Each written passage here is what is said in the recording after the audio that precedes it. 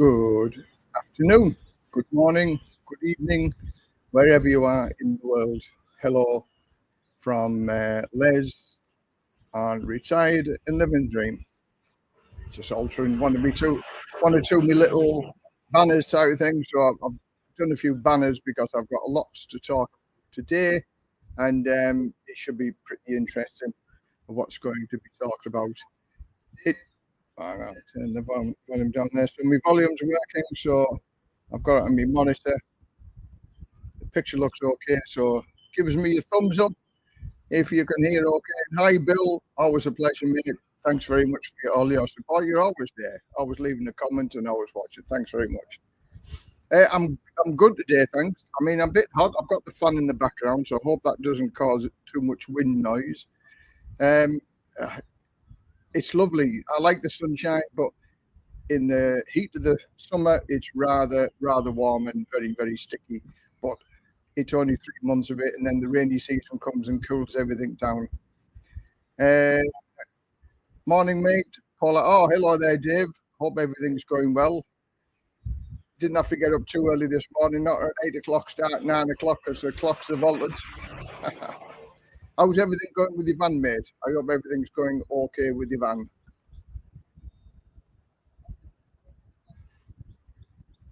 So again, we're a little bit early. It's 3 o'clock. We're going to start, and I'll start it on time because there's a lot to talk about. A lot of bits to do with tax here in Thailand and the Department of Work and Pensions in the UK, and some very, very shocking news on it all, really.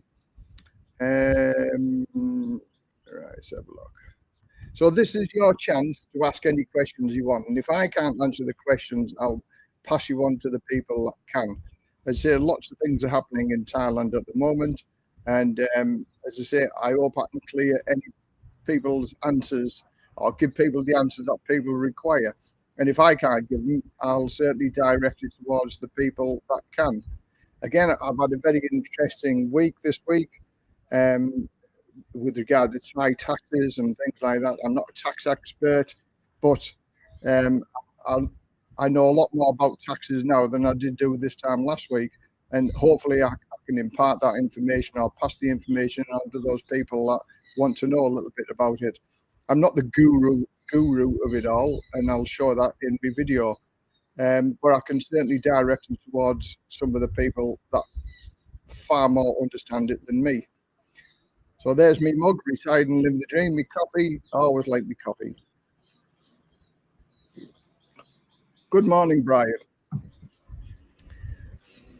So we've got 16 people in the house up to now. That's very good. So 16 people are watching. Took 58 couple of minutes. So again, how's everything in the UK? How's everything in America and Australia? Looking at the news, looks like everybody's full of sort of not very happy news. What's going on? World reactions affect everybody, and what's going on in America has certainly affected everybody here and all the way around Europe and around the world, really. So it's not a good time, is it? There's not a lot of people having a good time at the moment.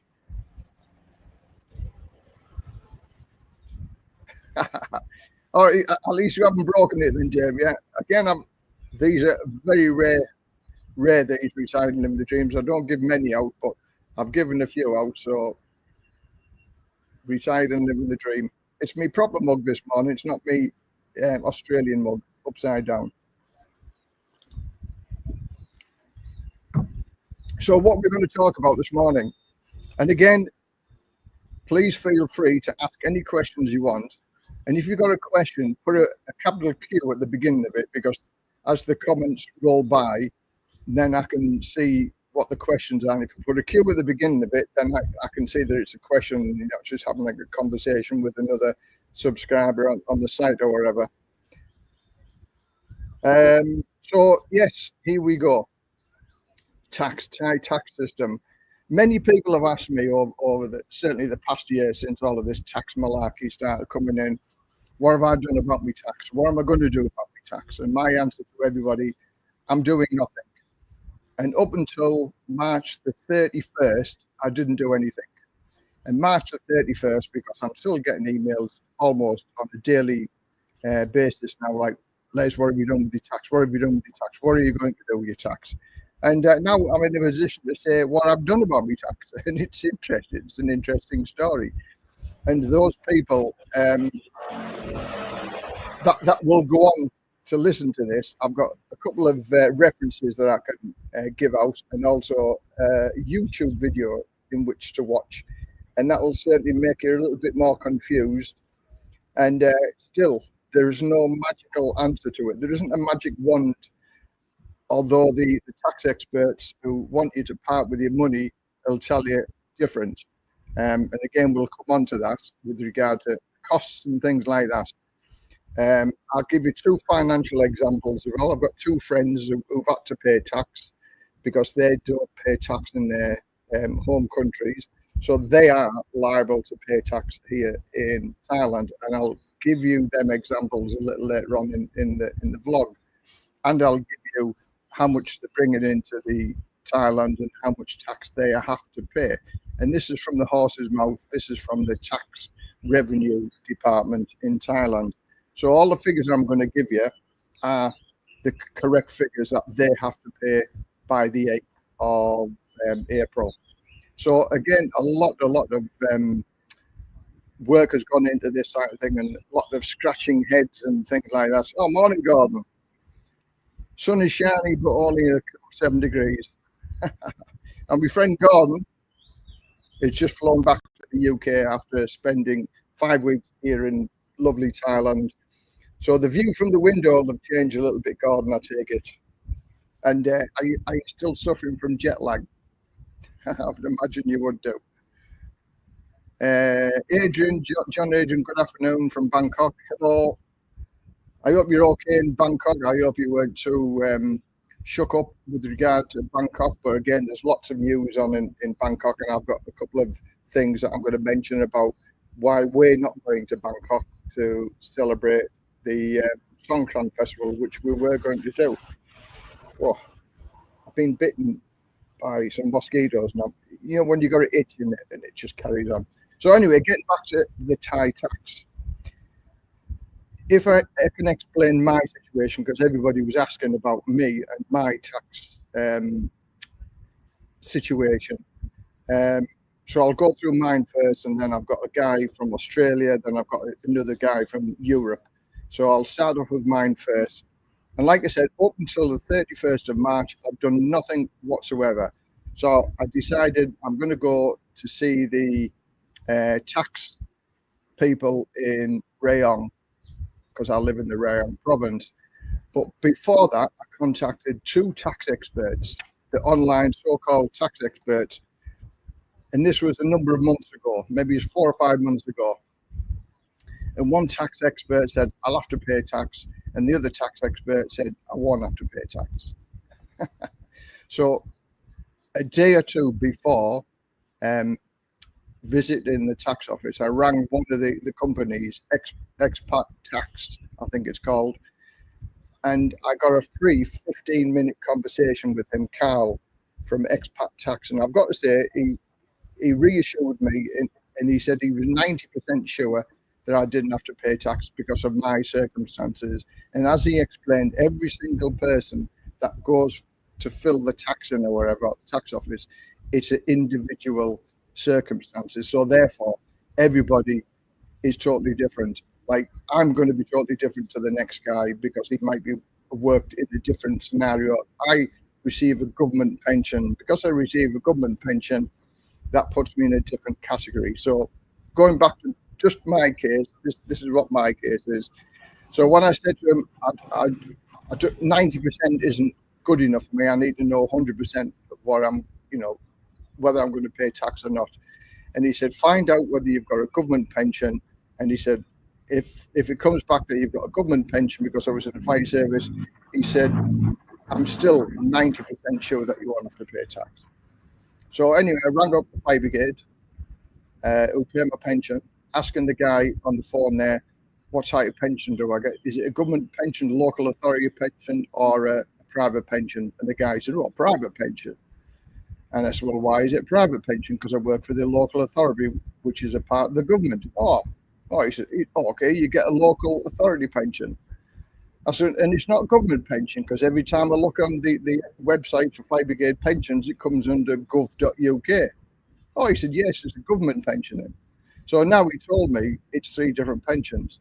And I said to him, please find out for 100% sure and inform me by email or a letter to say it is one of them 3 things.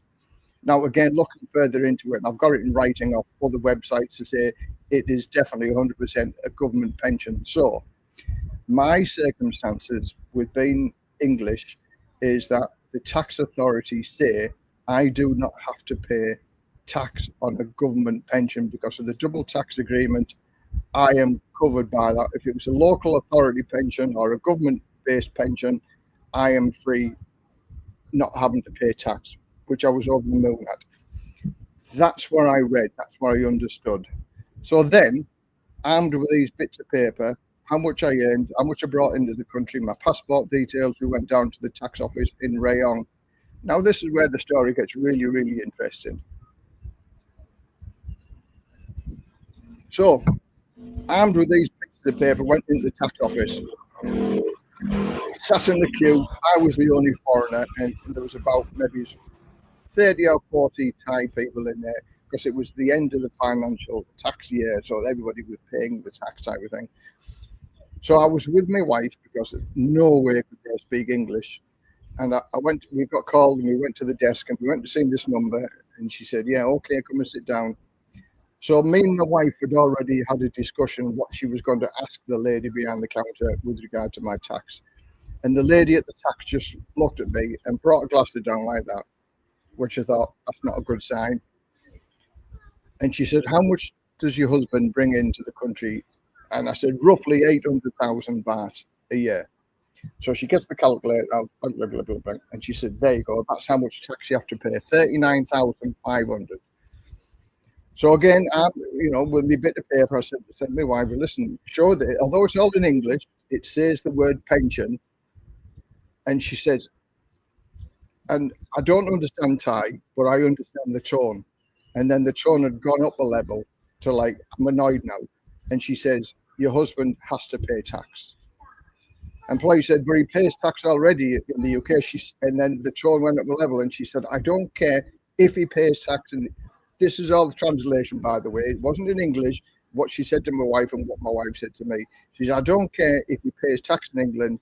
He pays tax on the money that he has to bring into Thailand. End of story. He has to pay tax. Job done. So I was at this level, and I was sort of angry with my wife because I couldn't get over my points. And she said to me, listen, I told her, you're paying tax, this, that, and the other. And she keeps saying, I don't care about that. I don't care about that. He has to pay tax. So then she was giving us all a form. We had to provide a year's worth of certificates from the bank to say guarantee how much I brought into the country.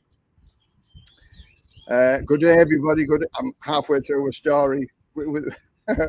So I apologize if I haven't said hi to everybody else, but I'm halfway through my story with regard to the Thai tax system. So anyway, she gives all the paperwork, and she asked where our address was. And because we live, we live in Rayong, but our district is Klang. And she said, oh, you're in the wrong office. You need to be in the Klang office. So that was an hour away. So we drove an hour, and my temperature was high because all of the indications said that I shouldn't have to pay tax, and I was going to have to pay tax. But the silver lining on all of this lot was that possibly it was only going to be under 40,000 baht, which is still a lot of money when all said and done, when I've already paid tax. But that was the underlying silver lining for me. It's only 40,000 baht, just less than £1,000 tax. So we got to the Klang office, and we waited in the queue, and we seen this lovely lady. She was the head of department. She took us into a private office, and she said very calmly and very helpfully, and she said, I don't think you have to pay tax because you've got a government pension. Totally different attitude, absolutely 100% different in attitude. And she says, you don't have to pay tax. But she said, Waldo, I'll make your appointment to come and see the head of department, and he'll tell you 100% whether you have to pay tax or not. So she logged onto her computer, and she couldn't get us an appointment until May, halfway through May. And she says, again, this is all in Thai, translating to my wife. She said, oh, that's no good. She said, you need to know before then because the tax is due now. So she looked on the computer, and it took her 20 minutes to find this little paragraph in amongst all the documents, which is all in Thai. And she read it out, and she said, because as long as I can show it's a government pension, and I've already paid tax in the UK, I don't have to register for tax, I don't have to pay tax, I don't have to do anything about the tax, as long as I could prove. And I asked whether she could print, so she printed it out in Thai, and then she translated it for us, so helpful, translated it to us in English. So I have now that little piece of paper that tells me that I don't have to pay tax in Thailand because mine is a government pension. What a difference. It was just like, oh, one of them moments. Fantastic. But it just goes to show, and again, there's a video that I can direct everybody to, and I'm going to put that on the screen now. It's a very good video. It's a YouTube video, and it's just come out just lately. And the guy's is called Jet Gunther, and he's done a lot of things about the Thai tax system. And he's got an American guy from a Thai company, Thai tax company in Bangkok, and he goes through the video, and it's so frustrating that the Thai government, after all of this time, still haven't got the heads together, and they still haven't got their idea of the tax. And also, coming on to the second stories now. Now, the second stories are very interesting also. Right. No questions. Okay, I'll go on to the next story. I've got two friends. One's an Australian friend who gets his income from superannuation in Australia. Now, again, this was ambiguous as to whether he actually pays tax on this in Australia or not. And the answer to all of this lot. Questions, is the UK state pension a government pension? Yes, it is. The state pension is 100% the government pension. But I've got another talk about. Majority of this conversation today is going to be about taxes, both in Thailand and in the UK, about the freezing of the 50 watching, hit the like and thumbs up. Yeah, if you like this information, give it a thumbs up. That would be marvelous, because this needs to go out all over the place with regard to the tax system. So anyway, getting back to my Australian friend who's on superannuation. So we didn't know whether it was taxed or not. So we went to the tax office, and my Australian friend's got dementia, so totally incapable of doing all of this lot himself. So there's a bunch of us. We're all friends together, and we helped him sort his tax out. So we went to the tax office, and she said this was another tax office in Rayong, because he's in Rayong district, and she was very helpful. And she said there's an online system, how we do it online, rather than coming into the office and doing it, and just fill all the online questions. And there's only 5 questions, there's 5 pages, and we did it online for him. And when we checked it all out, the fact that he's on a superannuation from Australia, he is liable to pay tax here in Thailand on the income that he brings in. And if you want to know the address of the online tax, it's a Thai online tax e-file.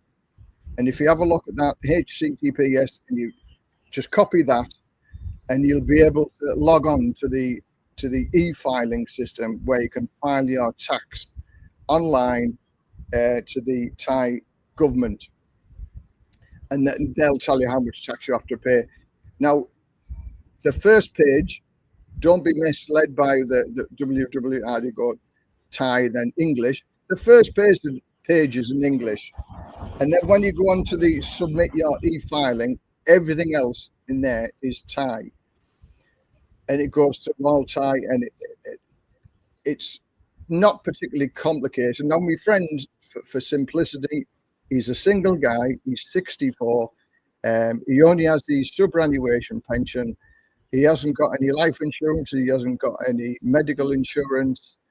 And he's not married, so he can't claim anything. The only thing he can claim for is just the basic claims that he can claim for. So the first 150,000 baht is free of tax. Anything after that, he has to pay. And then there's a sliding scale from 150,000 to 300,000, it's 5%. And then from 300,000 to 500, it's 10%. And then after that, it goes up again. So the long and the short of it all, his income was about 647,000 baht coming into Thailand. And out of that, he has to pay about 31,400 in tax. So that's what he has to pay in tax because he can't claim for nothing else.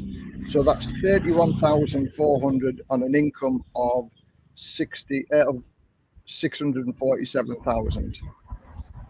So as you can see, it's not a horrendous amount of money, as some people will say, we're going to get taxed at 20 and 30 and 40%. But it's still tax that he's never paid all the time that he's living in Thailand. And now this is what they're asking. But the forms are all in Thai. And these companies that charge you, that say, we'll get you a tax identification number. My wife and his girlfriend and Mick, with his passport details and everything, came out of the tax information place with his TIN number in 20 minutes, and it was free. So don't be afraid of going into the tax office. They're there to help you, but you obviously need a Thai person to help you be able to do all of this lot. So tax identification number, these companies charge at least 7,000 baht to submit the paperwork to get your Thai identification number, which is free if you go and do it yourself, and it's not complicated and it's not difficult. For them to fill the paperwork in, it's 8,000, roughly 8,000 baht for them to fill the paperwork in. So my friend Mick was going to get charged 15,000 baht to get his tax identification number and to fill the paperwork in. And there was 6 of us in our little group, and we helped him to do it online. And it took maybe 30 minutes the first time, and we didn't save it properly, so we did it all again. So roughly an hour, we submitted these tax affairs, and we go down on Monday or Tuesday, because Monday is a public holiday. We're going down on Tuesday to pay his tax, 31,000. So the tax, it isn't as complicated as people make it out to be. It can be done. It's frustrating. Boy, yes, it's frustrating type of thing. Now, everybody from every country is going to be different. Like the Australians, the Americans, apparently, if they get Social Security or a government pension, they're exempt from paying tax as well.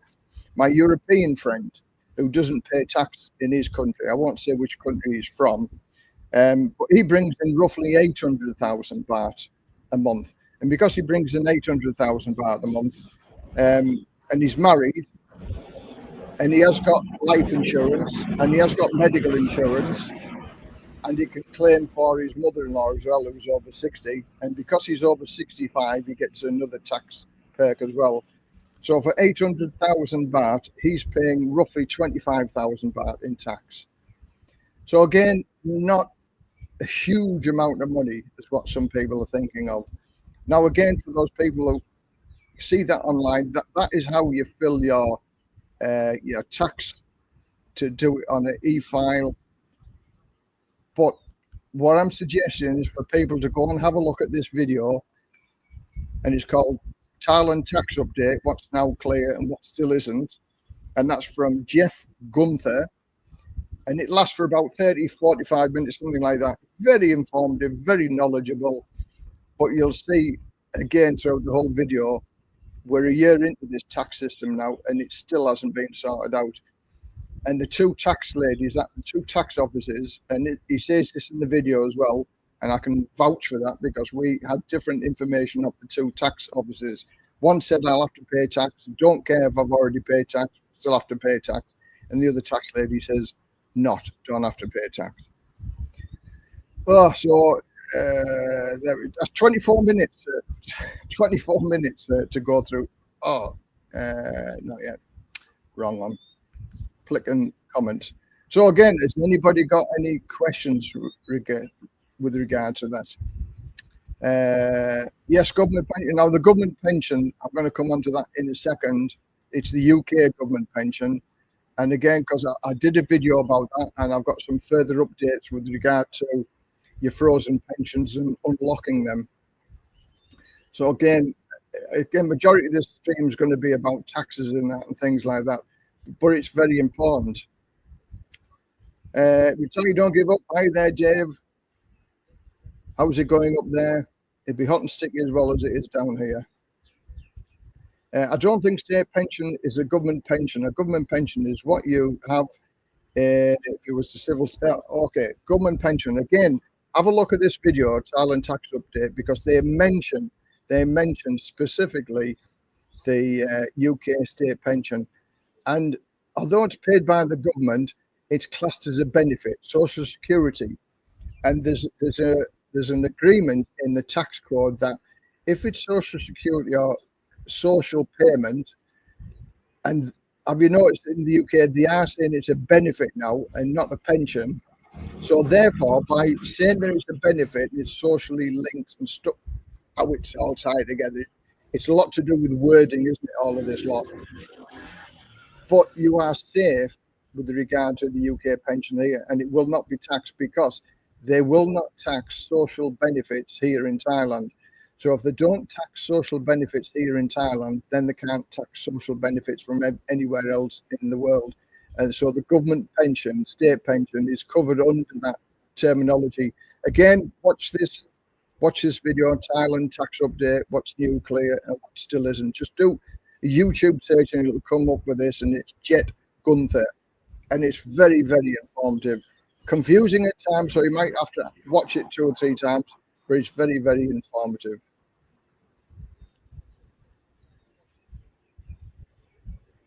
Well, thanks, Les. Just you give me the answer. Yeah, again, as I say, the blind leading the blind. Exactly, I'll go along with that.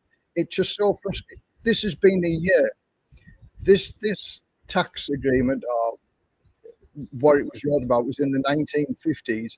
It was aimed specifically at catching or getting tax from the wealthy Thai people, but unfortunately, it's cast its net and it's got so many other people embroiled into this system as well, and it's costing the government a lot of people, because a lot of people are unsure about bringing money over here, buying properties over here. There is ways and means of getting around buying a property here, but paying tax on the property, if you do it the wrong way, it can be very, very costly if you brought the money over. And I think a friend of mine's about to find out that he just bought a property for 10 million baht, and he didn't realise how he could avoid paying the tax for that. But that's another video. But again, the tax situation, there's the tax agencies that will sort your tax out for you. It's about 15,000 baht for them to do the pages and the information for you. Oh. I've been talking all day, so I've got a sore voice already. So yeah, they can sort it out for you, and there are certain restrictions that you can avoid paying tax.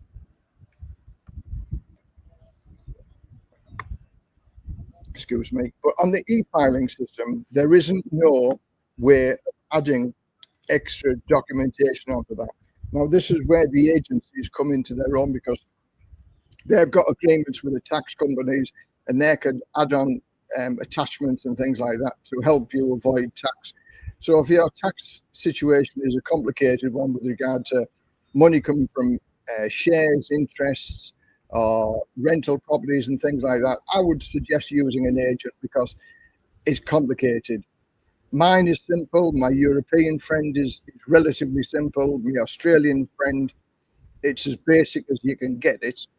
And so basically, there's 4 people, all in my little group. We've sorted our taxes out, and we've all sorted it out ourselves without going to a tax office and without going to an agent, if you like, and paying the money. So it's saved on average 15,000 baht from using an agent because it's not difficult to do. Frustrating, yes, but not difficult.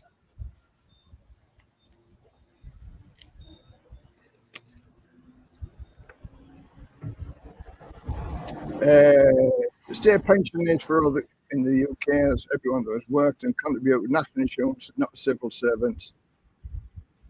It's for everybody who's contributed. So basically, again, you're safe with regard to your state pension getting it over here, and it won't be taxed. Yeah, you can still file your tax. March the 31st was the deadline, but they've increased the deadline till the 8th of April. And I'll put it on here if you want to know. Oh, no, not the one. There we go. The online, that's the e-filing system. So if you just type in that to the Google search, it'll take you to the page, and then you can go to e-filing. So you can actually file all your tax information yourself. If you're married, it's only 5 pages long, so 30 minutes and you'll do it. So it's not difficult to do. 30 minutes. Everything is in Thai. So obviously, if you've got your wife there or your girlfriend, your partner, they can help you fill the tax form in, and it's not difficult at all. And it'll come up because it does the calculation. Wherever you put in, it's a calculating form, and it'll spit it out at the end how much you have to pay. And my friend, say for 600,000 baht, pays 31,000. And my other friend, who's married and he's over 65, he's married, and he can claim for his mother-in-law, and he can claim for his life insurance and medical insurance for roughly 800,000 baht. He has to pay 25,000 baht tax because he doesn't pay tax in his home country. So it's not difficult. For all of those people that have been worried about it all year, it's certainly nothing to worry about. Frustrating, complicated, and some people will say, well, why should I have to pay tax? It is what it is, isn't it? But if you're on a government pension or an American on Social Security, then you don't have to pay tax at all. But again, like the guy says in the video, even the tax department will tell you different stories. And the lady said to me, yes, you will have to pay tax. And the other lady said, no, I don't have to pay tax. So that was that. So now getting on to the state pension and it being frozen. Let's have a look. Important memorial service for Pete discovering Thailand will be held April 11th at River Rock Cafe, Myeong, Chiang Mai. I will be attending and we'll do a live stream. All right. I can't say I knew him, David. So, but it's very sad when anybody dies.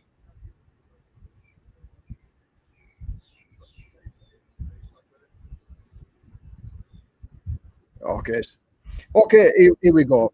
State pension. State pension and it being frozen because you're living in Thailand. Now, I had a workaround. I had a workaround. So, and I did some research and I did a video about how you can unfreeze your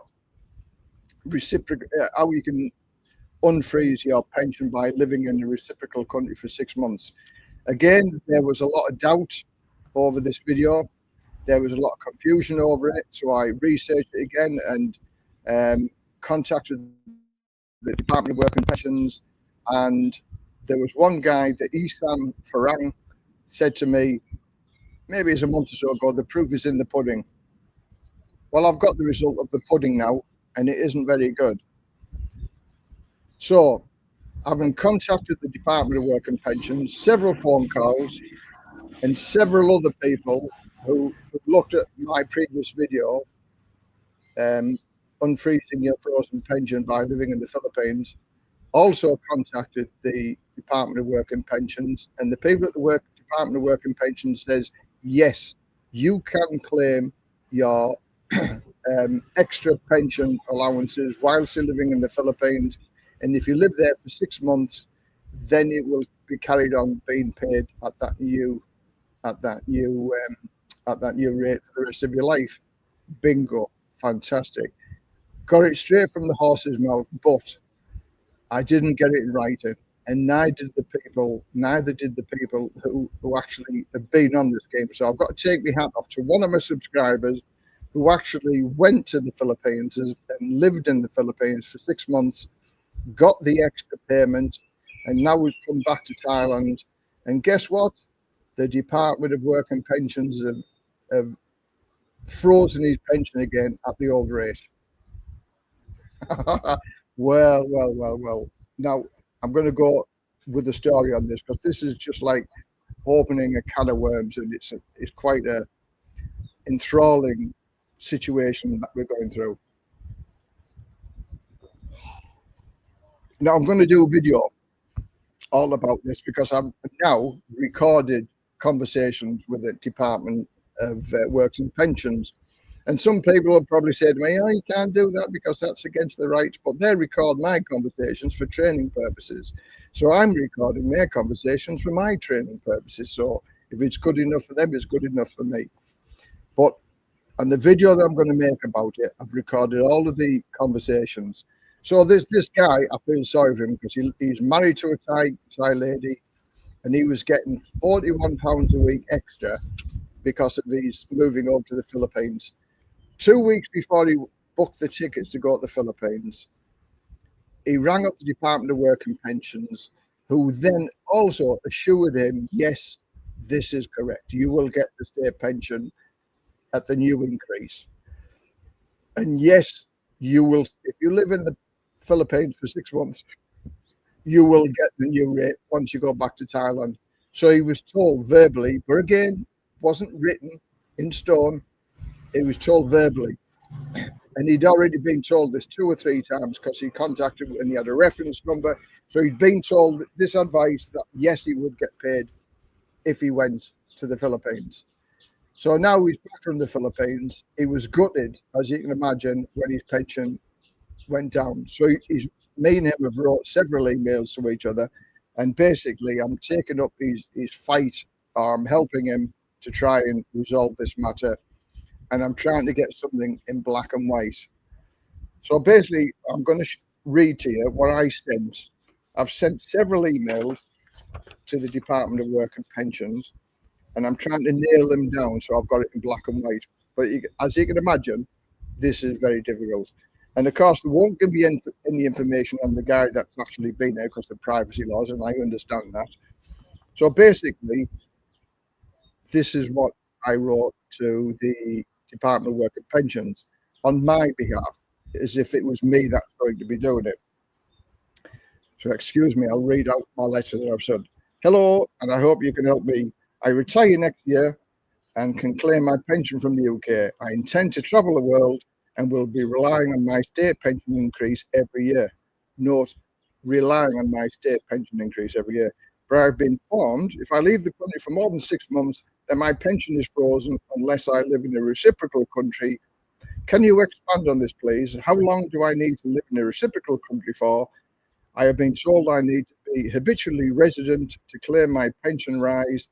As I understand, there is no ruling as to how long you need to be there to be habitually resident. Would 6 months in that country be okay as an example? I appreciate any and all information you can give. I look forward to retirement, but I also need to plan to avoid losing the increase every year. Many thanks, Leslie Pearson. So after 7 business working days, I got a reply from the Department of Work and Pensions.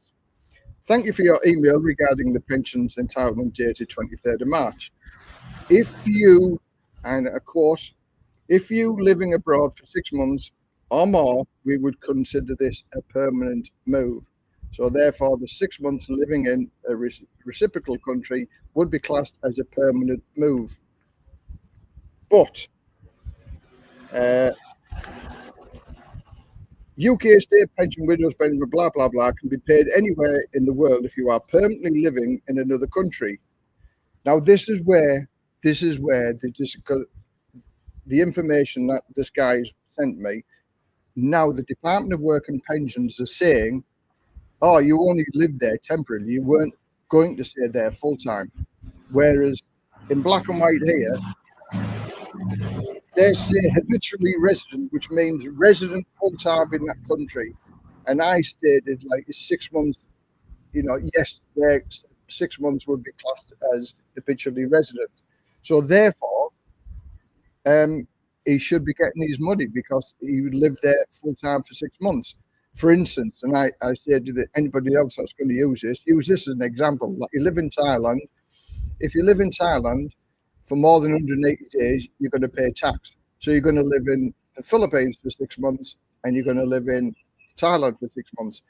You are still habitually resident for 6 months and now class 6 months as a permanent resident if you lived in the Philippines. So now we're taking this. I've sent him 4 emails, basically with the same question, but phrased in different ways. I phoned him up, and it's the conversation that I phoned up, and it's disgusting. It is disgusting that the information that I got from this phone call. Again, I've recorded the conversation, and I will enclose that on when I do the next video. Basically, I asked him for his supervisor. He had no idea about the 180 days, and he said, I know nothing about that. Where have you read this? I said, you are the people that should know these answers. He said, well, I haven't got the answers. So I asked him whether he could transfer me through to his supervisor. He said, I don't have the facility to do that. I said, have you got a supervisor? He said, yes. I said, why can't you transfer me to your supervisor? He said, because I haven't got the facility to do that. He said, well, I'll take your information and I'll pass the information upstairs and they'll get back to you. Now, this was like 7 days ago now.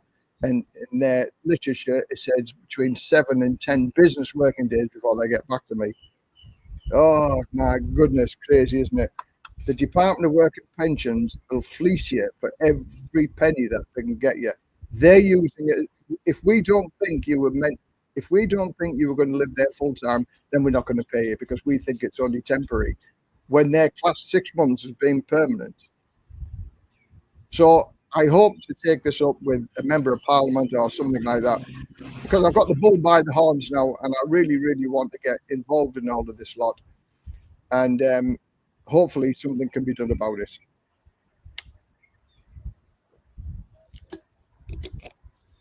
And I take my hat off to this guy who actually did it. And I have emailed a couple of other people who were thinking of doing it as from this month, April.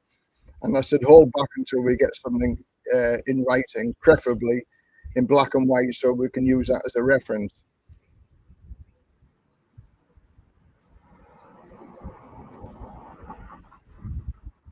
Yeah, so anyway, so that's it. That, in a nutshell, was that with regard to the frozen pension. Again, the video will go a lot more into it than here because there's only a certain amount of people that this will affect. And, some people it won't affect. But with regard to pensions, everybody's up in arms. I mean, the pensions, the winter fuel allowance, the state pensions, it's just going to get worse and worse and worse, in my opinion. So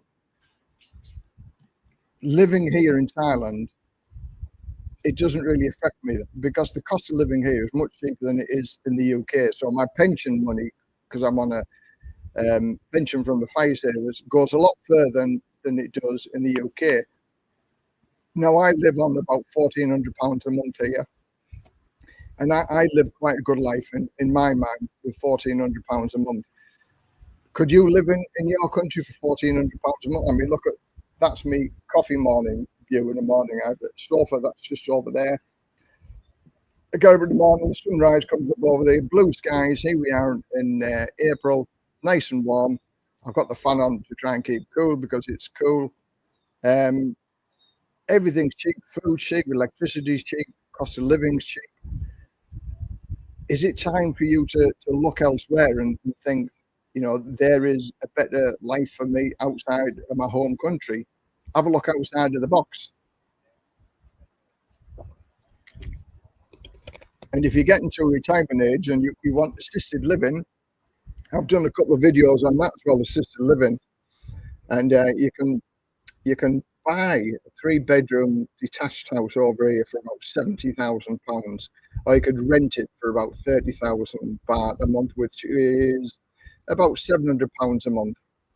And you can get somebody to come and cook, clean, and take care of you for about £300 or £400 a month. So for what you'd pay for 1 week in a care home in the UK, you could have your own detached house with a living maid that cooks, cleans, and takes care of you for the cost of 1 week compared to living in Thailand. And again, if you've got the money to be able to buy something or, go along them lines, retirement over here can be a much better retirement than it can do in your home country. So again, I'm looking at videos, the retirement visa, the retirement homes. I like that if you've got enough funds and you want to do it, it works out for a beautiful, stunningly beautiful house. Sunshine International. I did a video on his properties, and for a pool villa, it's about 10.5 million baht, and that's for a 30-year lease. So that works out roughly on a 30-year lease, 11 to 12,000 baht per month. So even if you just wanted to lease it for a number of years and then sell the lease on to somebody else, and that will recover your money. So there's ways and means about that. I'm going to do a video, the benefits of leasing or renting or buying it outright here in Thailand. That'll be coming next week sometime. I'll try to get it done before Sonkran, because Sonkran's coming, and Sonkran, we're going to Pattaya again for Sonkran. Now, we were going to go to Bangkok to do 3 days of Sonkran, but because of the earthquake, what happened, our hotel was just around the corner from Salom Road or whatever it is, and there were some condos there, and we were seeing it had a really big shake there, and some of these condos are all cracked and broken, and I said to my wife, Bly, I said, I ain't going there. I said, all the roads, the metro shaking, the condos have been shaking. I said, there's lots of uncertainty that's going on there, aftershocks and things like that. So I says, no, I said, this year, we'll give Bangkok a miss and we'll go to Pattaya again, because Pattaya never moved. So we're going to Pattaya for 2 days for Sonkran, and that's after Sonkran here in Banpay, because Sonkran happens in different provinces on different days from the 13th to the 19th. So we're doing our Sonkran here in Banpay, then we're going to Pattaya for 2 days, and we're going to do the Sonkran there, and I can't wait. I love the Sonkran, full thousands and thousands and thousands of happy people during the Sonkran, the Thai New Year, which is absolutely fantastic. Oh, go back onto my comments. Okay. Oh. Okay. I read an article online that only 5% taxpayer. Yes, that's sort of a little bit misleading, isn't it? The first 150,000 baht is free. And then after the 150,000 baht is 5%, up until 300,000 baht. Then it goes to 10%, from 300 to 500. And then from 500 to 700, it goes up to 20%. So yeah, it isn't just 5%. It just goes up from that. It starts off at 5%. If you bring in less than 150,000 baht, yeah, then you don't pay any tax at all.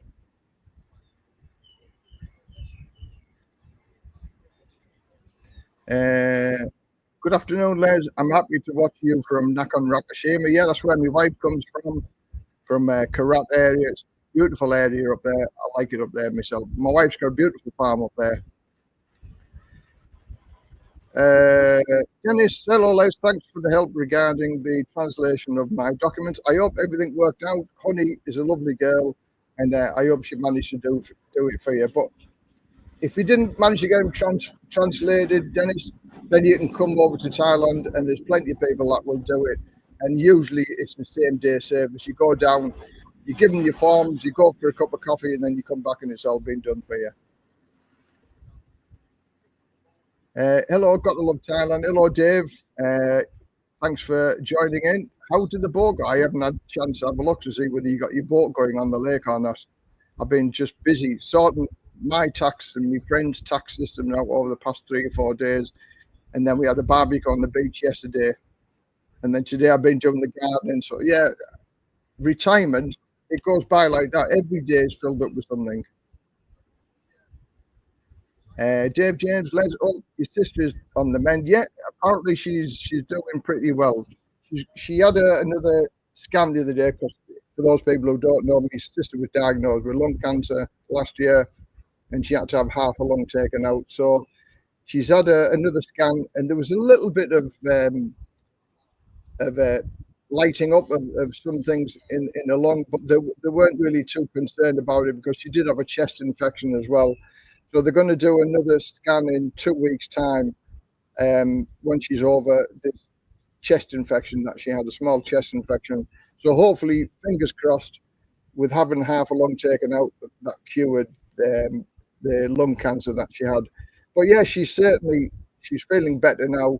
It was a long drawn out situation with regard to the operations and things like that. It was a horrific operation that she had to have, because they were going to do keyhole surgery, but they ended, because she was smoking and all her lungs were tarry and sticky, and they had to do basically cut a big moon shaped thing in the side of her back and the front, and break a couple of ribs or open the ribs and do it that way. It was very, very painful.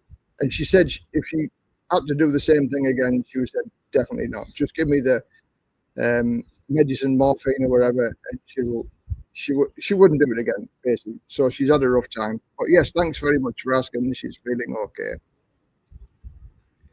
Thank you for Mount Nang. Oh, so you're not put the boat in yet, Dave? Oh. Okay, well, I hope it goes. A man of many missions. I've been looking at my man cave, Dave. I've been looking at buying a welder and making my own man cave and having it just something like yours. Just have it at the back of the house, and it would double up as a guest room or something like that. So yeah, I'm looking into that. I've been around to have a look at some various properties and see what they look like. And the cost of them is quite expensive. You could probably get something substantially better built. 800,000 baht was one of them, and you can build a house for that. And this was just 1 bedroom and a bathroom. So yeah, the cheapest one I've seen is 189,000, but that just looks like a container. It just looks like a container. So I want something that looks a little bit better. That doesn't make your eyes sore. Yours, I like yours because it's got that viewing platform above.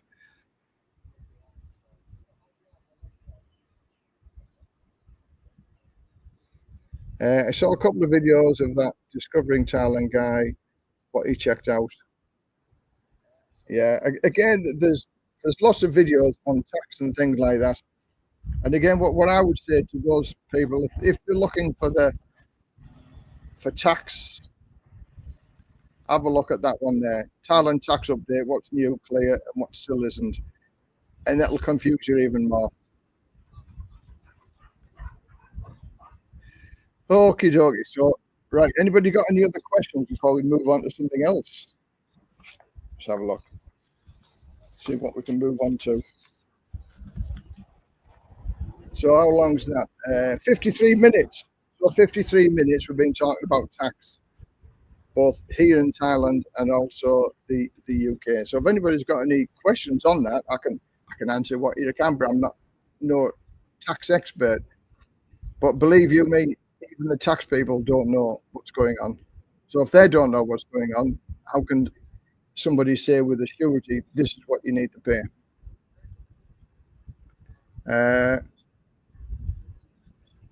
How much weight did you lose, Les? Have you lost, Les? Are you back on the keto diet, looking well?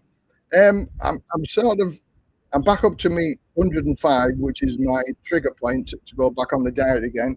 But as it's Sonkran next week, I'll be eating and drinking and be merrymaking. So I'm not going to do anything until after Sonkran. But yes, I'm going to go back on the keto diet again. But I've always gone up and down with my weight. And I find that the keto diet is the easiest diet for me. It's the simplest, and I lose the weight the quickest, and it's not difficult to do. But you've got to have a good spell of it. And in between coming back off our holidays, Christmas and New Year, we've had a couple of events and things like parties. So I've never really had a long spell at it. But yeah, back on my keto from the 20th or 21st of April. And I'll be doing it because I've got nothing to do until my birthday in July. Then we're going back to Koh Chang for my birthday.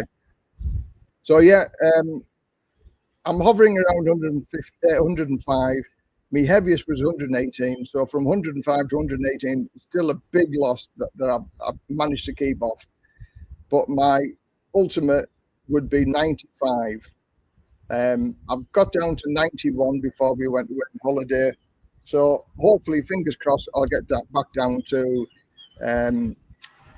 certainly 100, and 95 is the goal. But that's it. I mean, I like my food. I like my cakes. I like my sweets. So that's the price I pay. But going on keto actually isn't bad here in Thailand, because then it's just like eating Western food. And with keto, you can cook anything you want. So I have Indian curries. I have parmos, because that's like chicken or pork with loads of cheese on it, which is like, oh, yummy. So keto isn't a diet, it's just a way of living. But again, for those people who want to have a look at various things on keto, and I do, hang on, well, I have it here. I do a number of ebooks, and that's on me Buy Me a Coffee site. And I have keto books, I have books on retiring to Thailand. Is Thailand the best place? Growing old, doesn't last for long. Don't screw up your retirement. So there's loads of information. Anybody who wants to have a look on that. Loads of ebooks. And when all said and done, it's the price for a cup of coffee, $3. So that helps the channel as well to pay for various things, and like subscriptions and stuff like that. So, I mean, YouTube, I probably make about $150 a month doing the YouTube. So it's not, I could never retire on the YouTube income that I get, which I've been doing for 6 years, which surprised me. I thought I was only doing it for 4 years, but I got a happy birthday message from YouTube saying, you've been doing it for 6 years now. So 6 years, 14,000 subscribers, a lot of work to get 14,000. And some other people, get like 15, 20,000 subscribers. Maybe I'm a boring channel. There's nothing exciting about living here in Rayong. I'm the happily married man who just does the normal things, living in a house, doing the garden work, stuff like that. It's not like if you're living in Pattaya or stuff like that. That's a totally different niche, isn't it? So I've been there, seen it done, I got the t-shirt. Now I live the happily married man in Thailand in a lovely location, and I can help those people to do that. With regard to the visas, we'll move on to visas. Visas, they're starting to come back into fruition now. The agents have sort of getting a hold of it, getting a grasp of it, and the agents have been able to provide visas now again for those people. Still struggling a little bit with bank accounts and things like that, but again, that'll come easier as the months go on.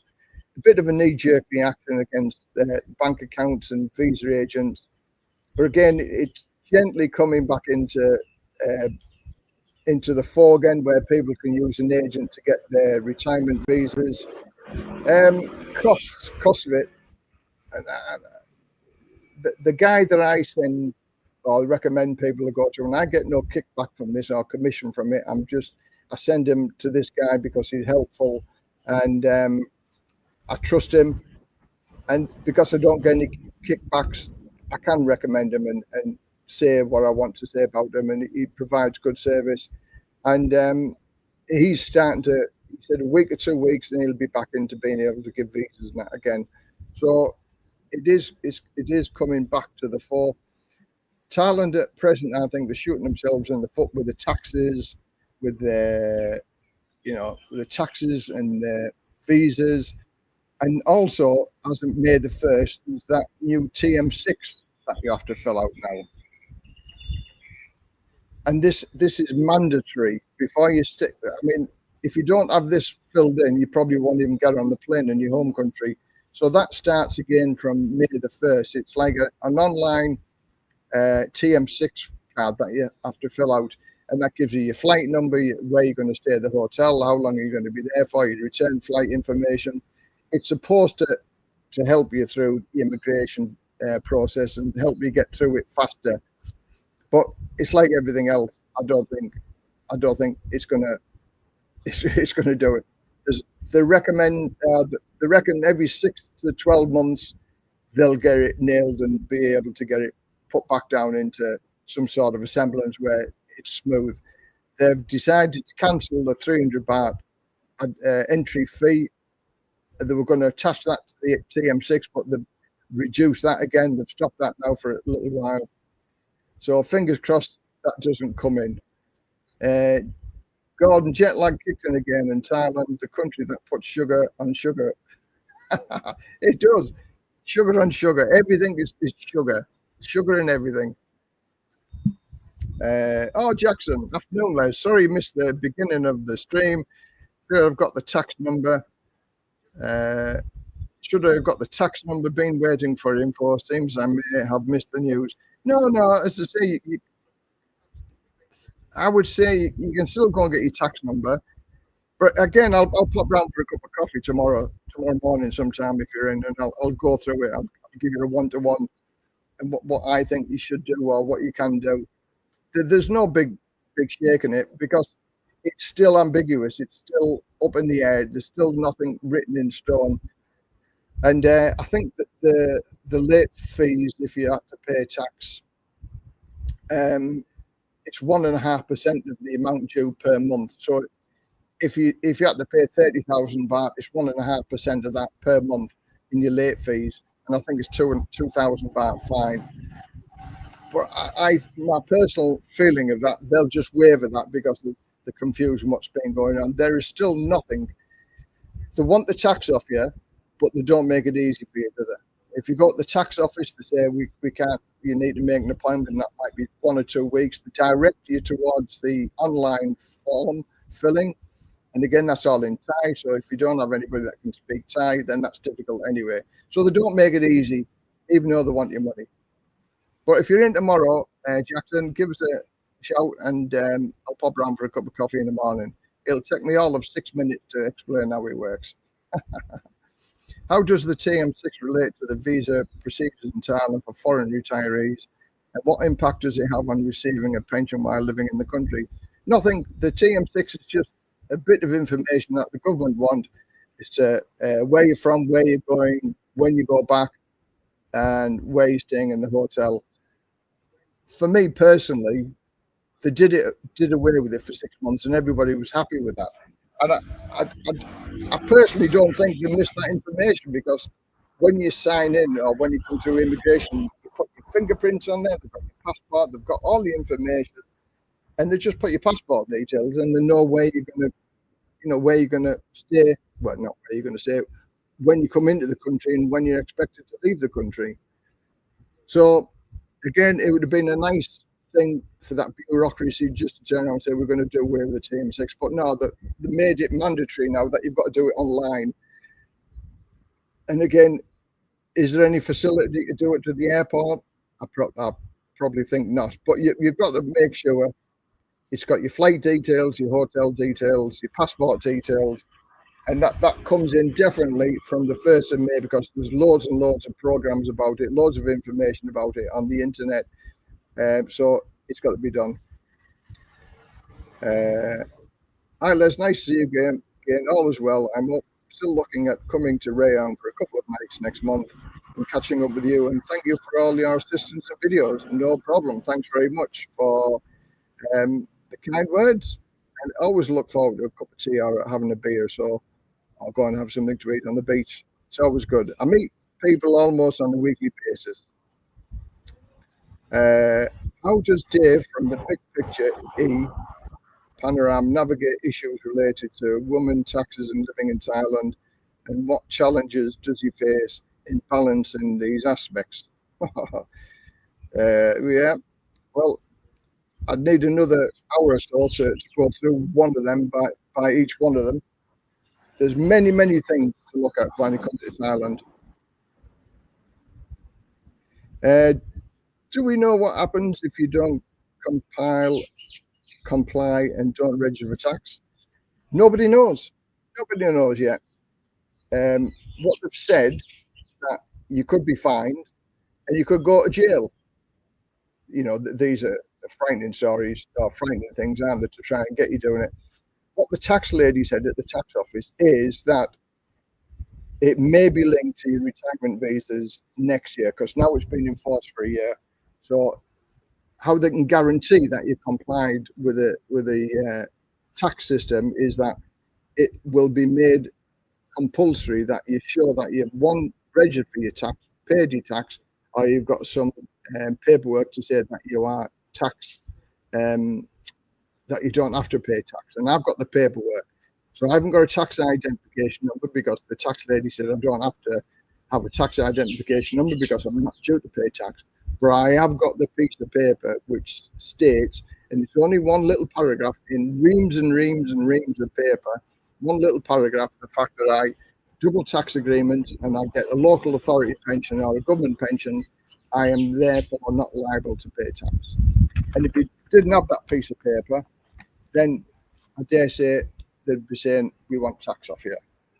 But thankfully for the lady, yeah, she gave me them pieces of paper. The fine, I've been told, is about 2,000 baht. The fine for late payment after April the 11th. You had to pay it by 31st of March, but if you do it online, it gives you until April the 11th.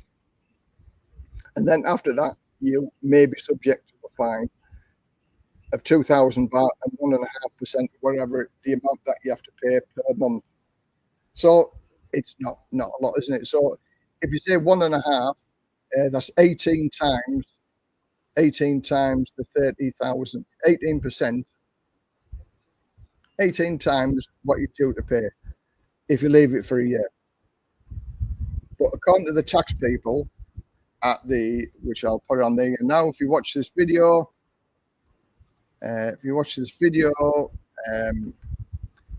he reckons everything will take up to 3 years to sort the tax system out and do the proper forms and put it in English so everybody can understand.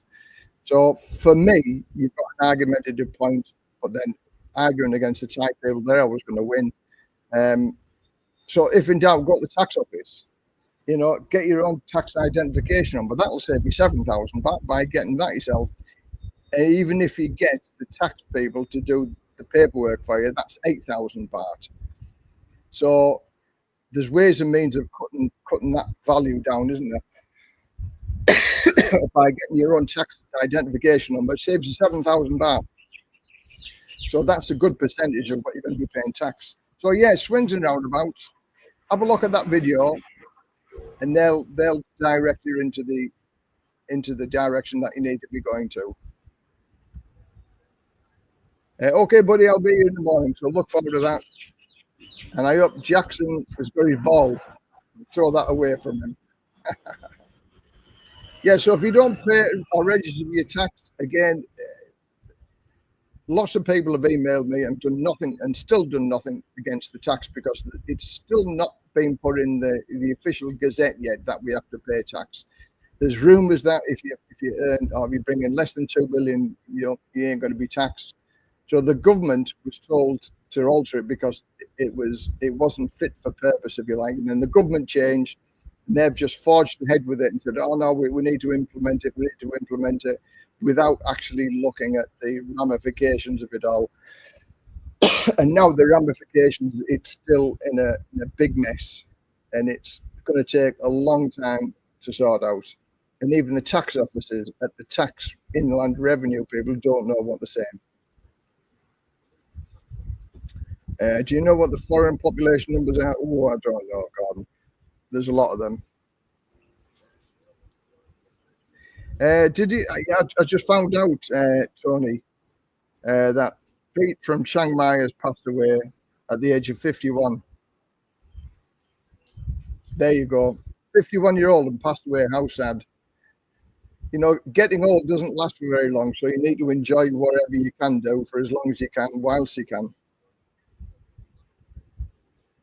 Fat fingers. Get yourself on the keto, Gordon. The keto is good. I led on a break from Thailand, Portugal. My friend retired in Portugal as fixed costs €450 to cover his insurance, car insurance, electricity, water, internet. I think you can live fairly cheaply in a lot of places around the world. And Portugal, I certainly looked at Portugal. Never been, but I looked at Portugal and I thought that would be a nice place to go to. But that's still not as cheap as living here. I just think those people that are sort of on a retirement and they've got the funds to be able to move out of the UK, America, Australia, New Zealand. These are the comments that I get of all of my subscribers is the fact everybody's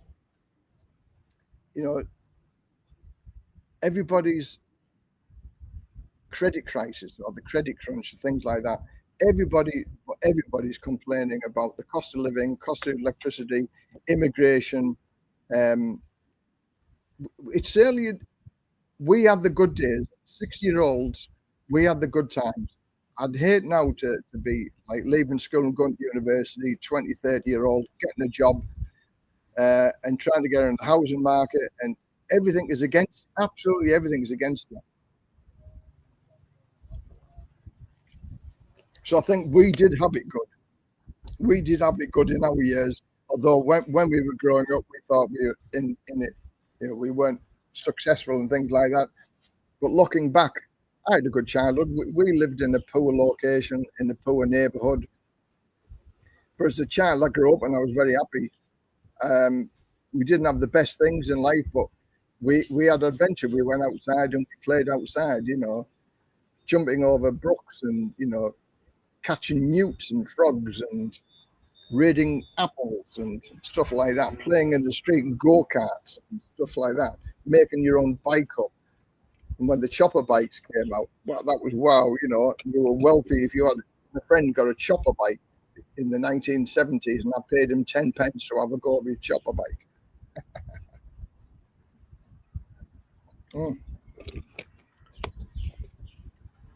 So, right, let's have a look.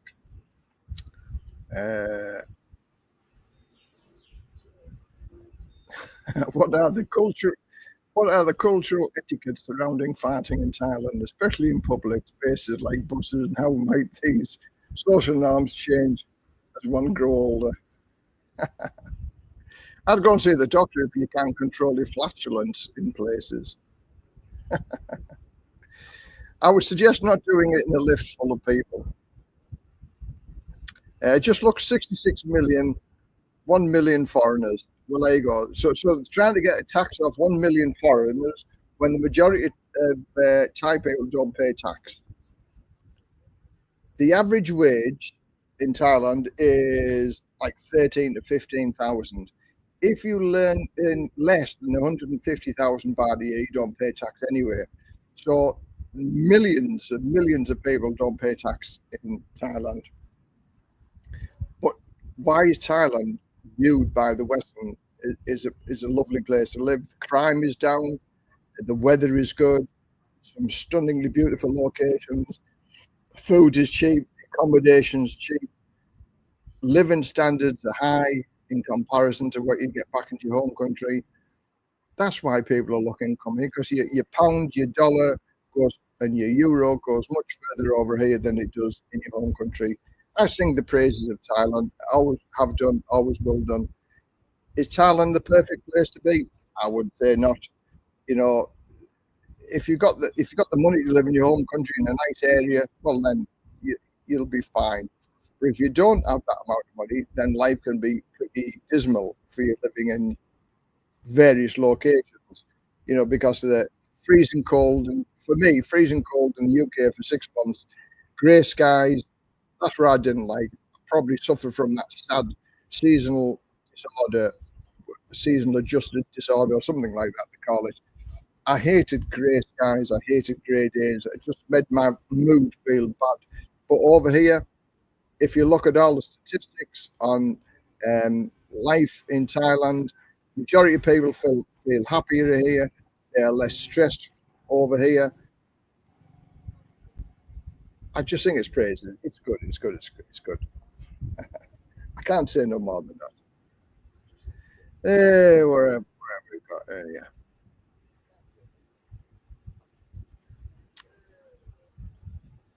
Yeah, good old days. Choppers, tomahawks, knockdown, ginger days in the park with your mates. Again, as I say, with that, who remembers making the called drift? It was like an arrow that you put a lump of string around it, a weighted end, and you threw it to see how far you could get it. Drifts, I think they were called, but they were arrows with little lead weights on the front of it. Chopper bikes. Anybody remember dissecting a frog in the science lessons? Do you think that would be allowed to do that now, where you dissect a frog, where you put a lump of cotton wool in it to make it go to sleep while you dissect it? We dissected the frog, and the amount of people that went, "Ooh, can't do that." I don't think you'd be allowed to do that in school now, would you? My school days, I only ever had half a day off at school. I nicked off with my friend for half a day, and I felt guilty, and I told my mum. My mum said, "Don't do it again." I love school. I was happy that I finished school because I knew I'd never ever have to go back. Be quiet because we've got local elections going on at the minute.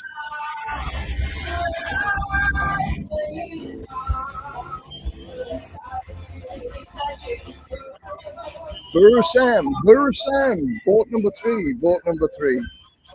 So yeah, we even get elections around here. We've got like 13 candidates.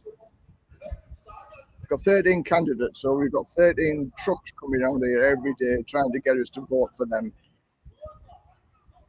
In Thailand, how does the technician demonstrate his strong work ethic when he helps others with electrical tasks as a favour, and what challenges does he face while balancing his work and life?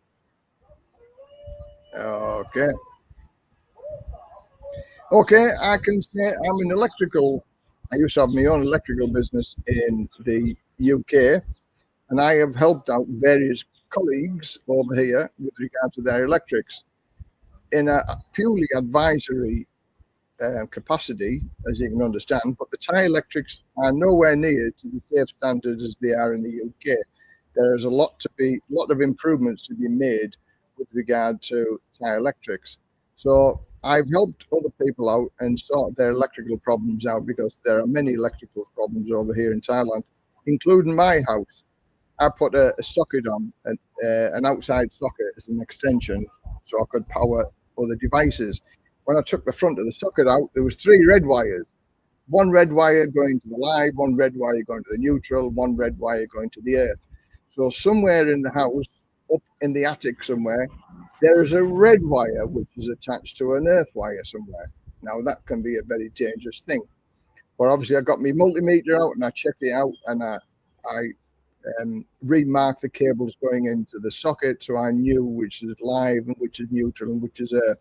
But somewhere that cable joined something in the house somewhere. 3 red cables going to live, neutral, and earth. and I've helped many people out with regard to electrical problems.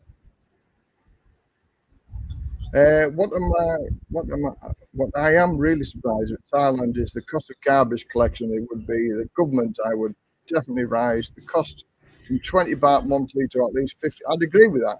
We pay 30 baht to get our bins emptied, and we had a order from the village, because smoky seasons here, or burning seasons here, so pollution in the air.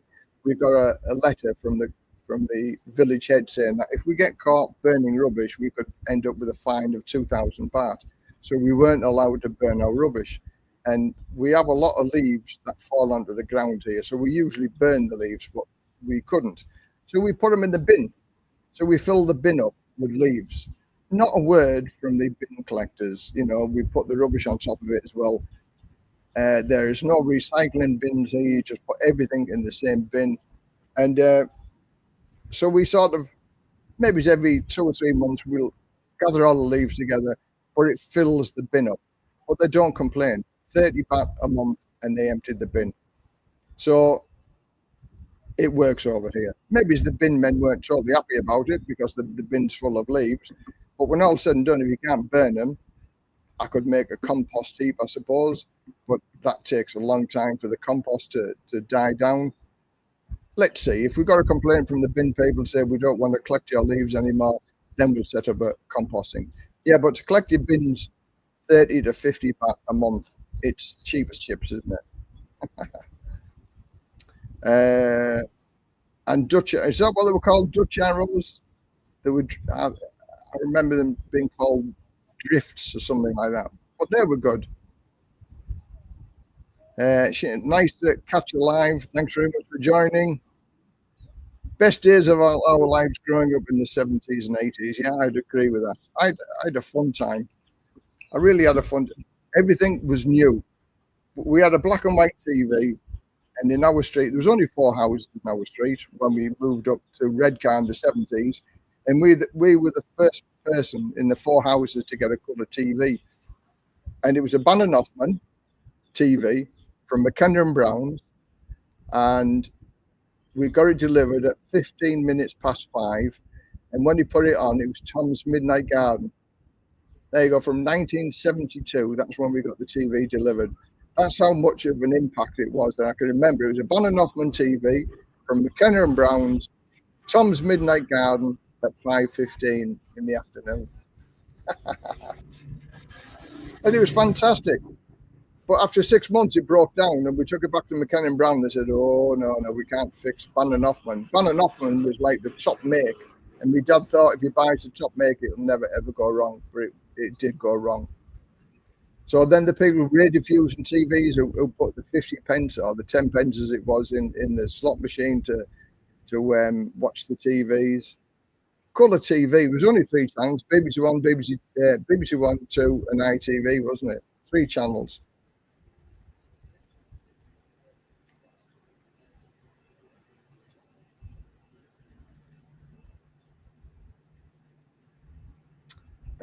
How do Thai technicians use their skills?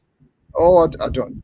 Thai electricians, there is skills that they have to go through, and there is a code of practices which they have to do. But again, I can't comment on that. I can't comment on that. As I say, the Thai people, there's qualification for everything. You still have to have qualification to be an electrician. You have to have qualification to be a plumber, a bricklayer. But majority of Thai people over it, certainly air conditioning, monkey see, monkey do. Somebody goes and works for an air conditioning company for 6 months a year, then they set up their own air conditioning business. They can clean them out, but it's actually been a technical to fix something that goes wrong. They'll just say, no, it's broken. And they'll help to fit a brand new one in rather than trying to fix the old one. Talking of air conditioning units, we've just had a new air conditioning unit for in our bedroom. Hisense, we paid for it, Hisense. Now, we don't have the air conditioning on all the time. We only put it on for an hour, not even an hour on a night time, just to cool the bedroom. And that works fantastic. It's got an inverter, so it's cheap to run anyway. But air conditioning units over here, because this is the hot and stickiest part of the year, so people want it, the air conditioning unit, and we only put it on for half an hour to an hour, and it works fantastic. So yeah,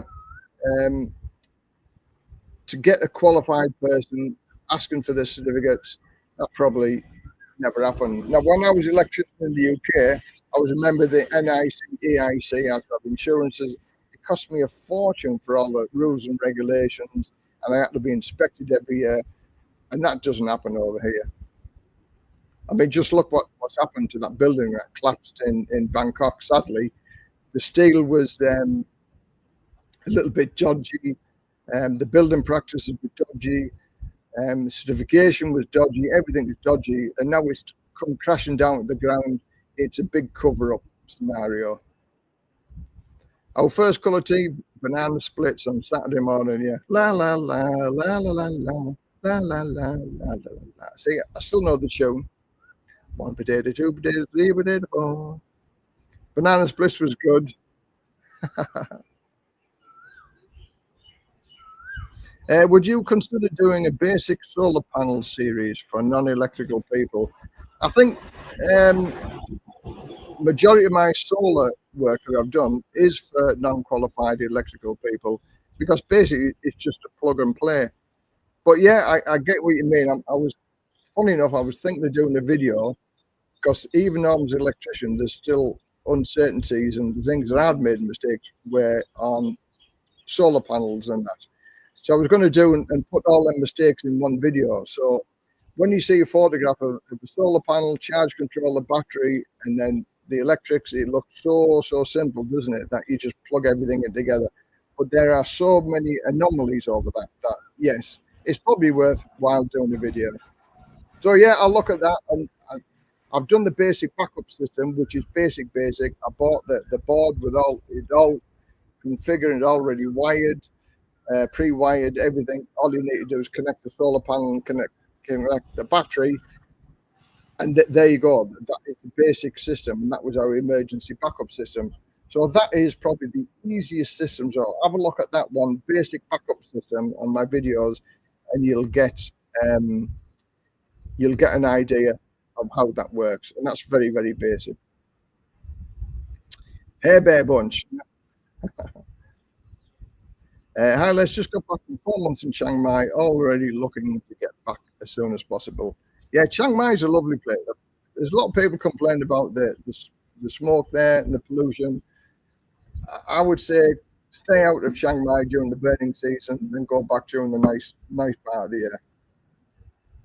The problem in construction in Thailand is that you have many electricians that are not school qualified technicians. You have many qualified others who are not. I would say, on the contrary, for that, if it's a proper building company, then you'll have the qualified, because you've got to have the qualifications to be able to fit anything to high rise. You can't just do that on a DIY scheme. House building, I would say yes. The bricklayer could be the electrician, or the plumber could be the electrician. Anybody could be the electrician. The man just turns up with a screwdriver and a pair of wire cutters, can be an electrician.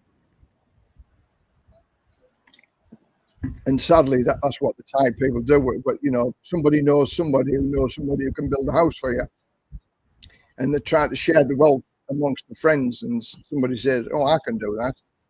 I had a friend who helped to build a friend of mine's house, and he said he could do the electrics, and he couldn't. And he's made such a cock up of the whole electrical system. So basically, he just wants stripping out and redoing again. But I've made it as safe as I could. And he has to live with the results of that. Trusting other people who say they know what they're doing and actually don't.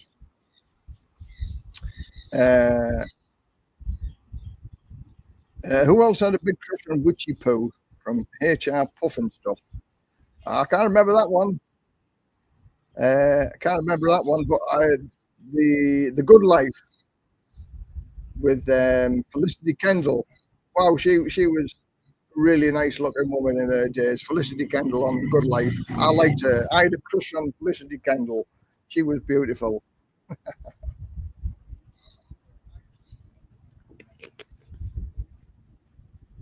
And then, of course, at 12 o'clock, when the TV was finished, the national anthem came on, and then afterwards. So if you're falling asleep watching the TV, you'd wake up with the national anthem that came on, and the whistling at the end of it. Scott Green, hi Les, come back from Thailand, went to Pattaya and Chiang Rai. Hope you fell. I hope you fell. Glasses. Yeah, I'm okay, thanks, Scott. Hope you enjoyed Pattaya and Chiang Mai. Wow, you couldn't get to so different places. It'd be interesting to see if Trump implements the tax on Social Security, how that will affect those countries without double taxation. Again. the world is in tatters, isn't it? You know what's going on. The world is in tatters. The clangers.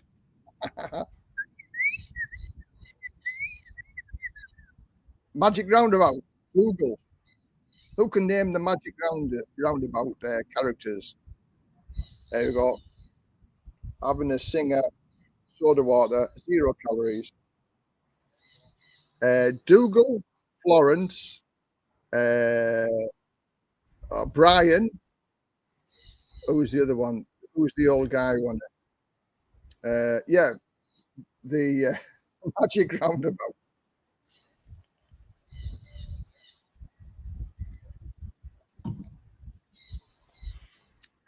Peter Phillips, I don't think it's a case of being qualified when it comes to building standards, but there are too many backhanders. But that's Thailand. Again, I think it happens in everywhere. Zebedee, that's Zebedee. Dylan, yeah, Dylan and Zebedee. See, all the young people watching this little thing, what they're going on about. What they're going on about. Magic roundabout. And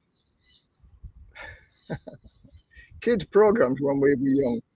And Thunderbirds. Thunderbirds was always good, wasn't it? You know. They don't make programs like that nowadays, do they? You know. But they were so much fun. They were so much fun to watch. And I'm just trying to think of another one now. Blue Peter. Blue Peter was always good. John Noakes. Shep, come here, Shep. And Valerie Singleton. He was another one. So Felicity Kendall and Valerie Singleton. They were my two ladies that I liked when I was a young growing up. And my geography school teacher, she was very, very attractive when I was 16-year-old. So yes, 3 ladies that I like: Valerie Singleton, Felicity Kendall, and I forget me geography school teacher. But she was a ginger-haired woman, but she was lovely. Rhubarb and custard. There's a magic roundabout in Hempstead. Captain Pugwash with masturbates. Mary, Mungo, and Mitch. Yeah, I remember that. Yeah. Hector's house. Oh, yeah. Finger bobs. Finger bobs. He was into all sorts of problems. Finger bobs. Mr. Ben was good. I like Mr. Ben. When he disappeared into that change.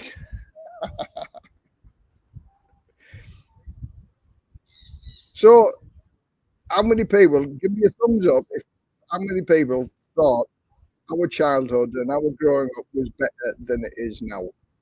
Would you sooner grow up in our era, or would you sooner grow up now in the new era?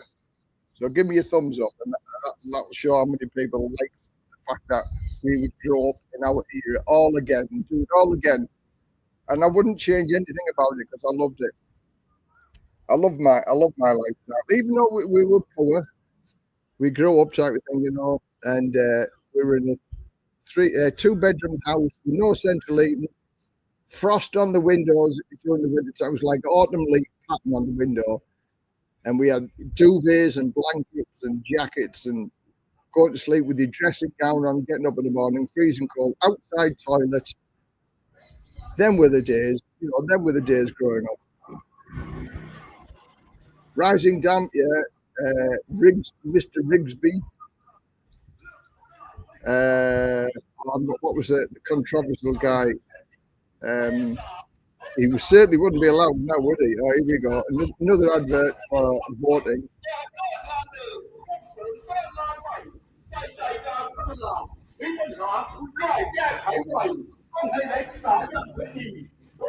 Vote for number 3. Vote for number 3 this time.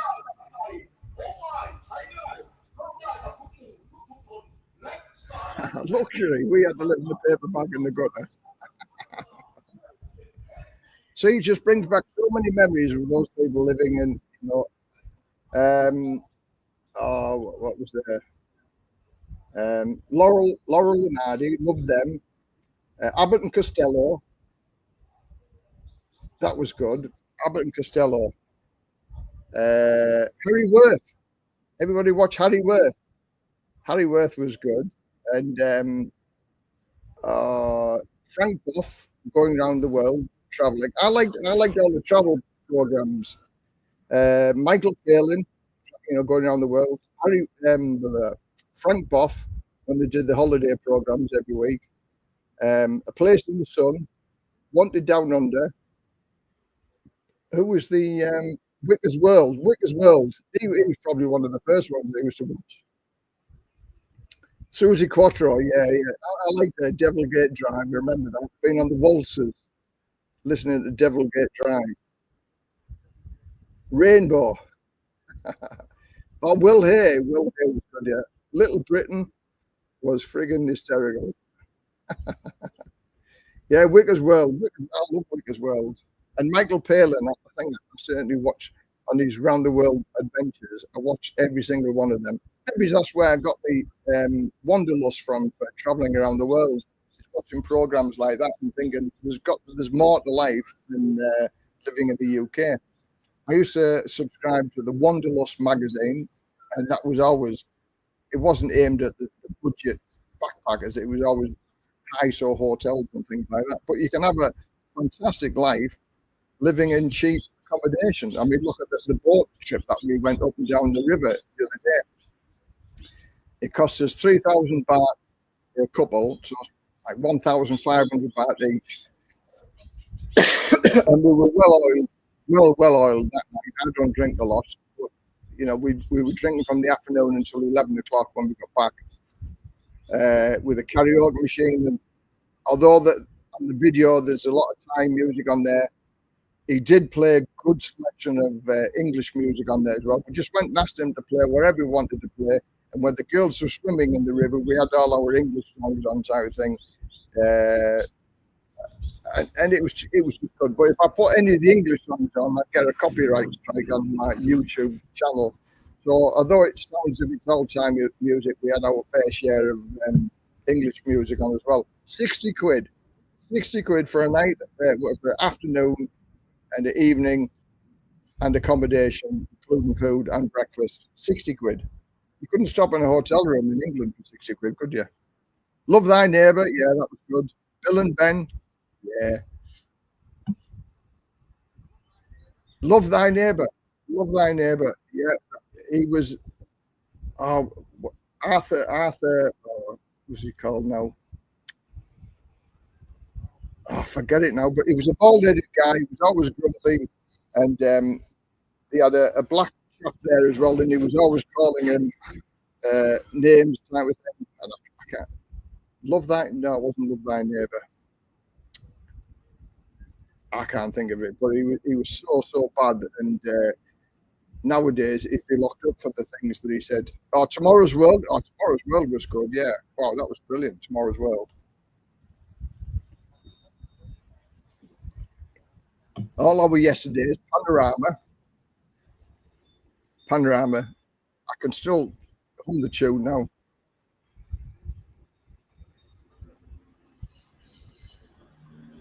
On the buses, Reg Vardian on the buses, yeah. Alf Garner, that's the one. Alf Garner, yeah. I've seen some clips of his now on Facebook, and watching Alf Garner now, it's just like, ooh. The woke people just go crazy with that type of thing now. But Reg Vardy on the buses, yeah, that was good. Alf Garner, that's the one, yeah. Can you remember your first? Can people on here remember the first 18 film that they went to see?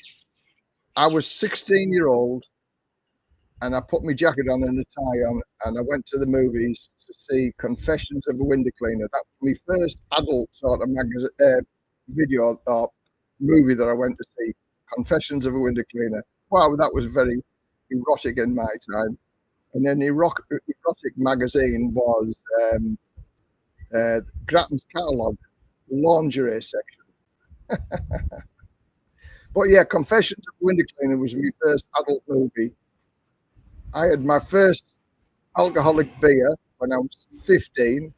I went into my first nightclub when I was 15.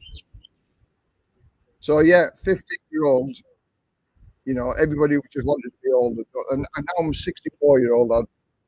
I wouldn't change a thing that's went on. Basil brush, boom, boom. Uh.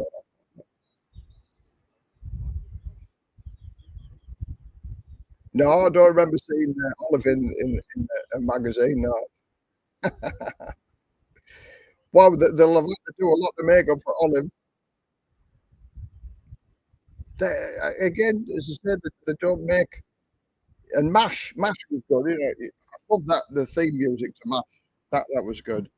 So all our days were there, and what can they offer now? Like some of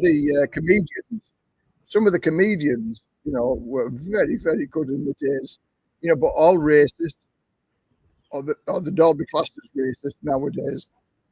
You can't say anything what they say in them days what they could say now. Confessions of a Fun Mate. I can't remember that one. She was a looker. Barbarella. Who remembers Barbarella? Where he says, "Oh, I want to have a relationship with you," and he says, "Oh, that she should no, I don't want to touch fingers. I want the real thing. Take the pill and touch your fingers." Barbarella. Who remembers Barbarella? That was on the TV. I remember that one. Channel 4 Red. No, I can't remember that one. Wow. I wonder if he did. I would imagine if you typed in Barbarella, you'd get an old version of something coming up on YouTube. YouTube's good for anything. You type in anything, and, you know, something can come up. UFO. Who remembers UFO? That was always good as well. Captain Striker. Yeah, Jane Fonda. She was lovely in her day. Yeah.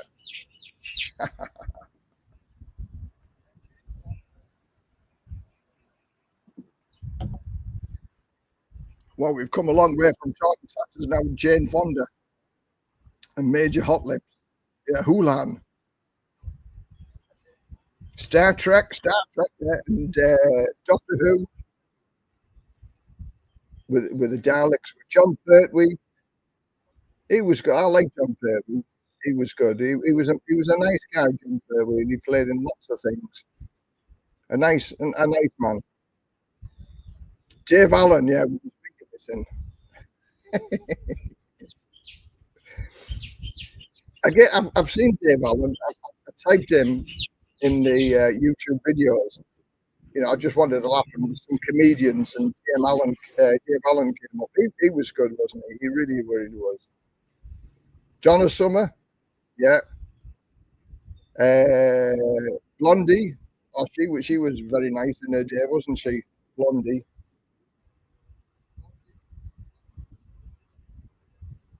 This time it's been something's popped up on my video. It just brings us back to our youth, doesn't it? Our growing up type thing, which is fantastic. I love my life type thing, and I wouldn't change it for the world.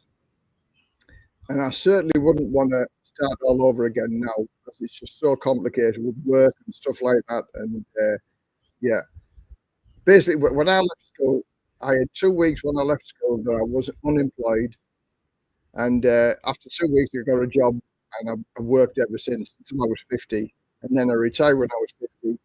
And if I do help people out, it's because I want to do it. YouTube, I don't class that as work. This is a hobby of mine, and I enjoy doing it. And long may it last. 6 years I've been doing this now, so, and it's not for the money. It's $150 a month, that's for sure.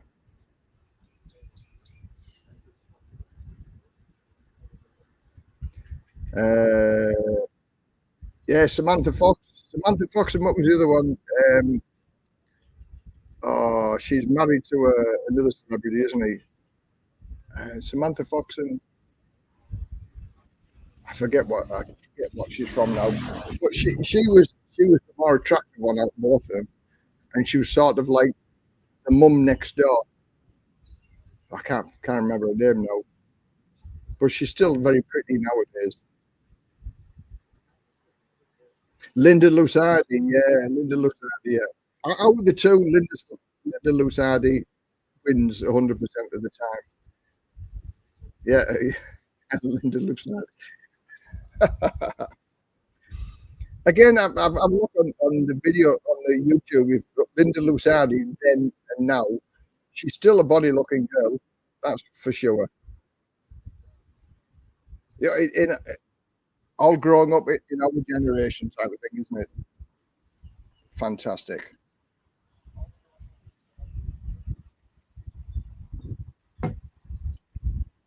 So, anyway, getting back onto Maria Whitaker. Don't get penguins and doggies from back then. There's the pea guns and the doggies, the spud guns. Spud guns was always good, wasn't it? Spud guns and a kite. Margaret Thatcher. Well, the Iron Lady, yeah, she was probably staunch and love her or hate her. She was a very strong woman, not like the tosspots that we've got now. You know, like, oh, can't say that, can't say that. Oh. Yeah, paper round. I had a paper round for a week and helped the milkman on a Saturday. Yeah, I was a paper boy for a week.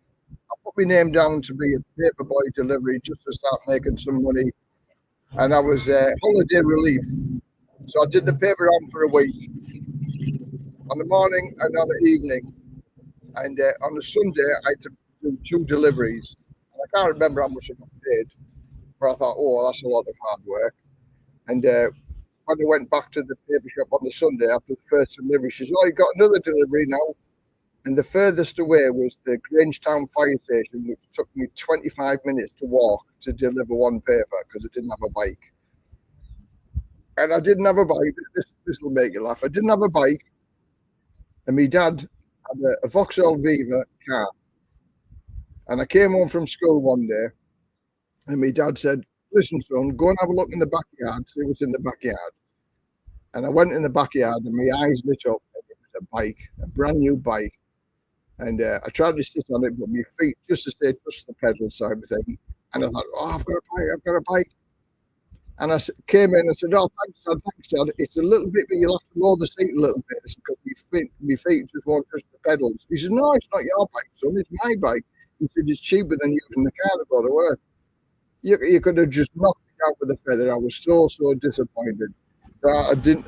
I thought he had a bike, but I never, ever, he never, ever bought me a bike.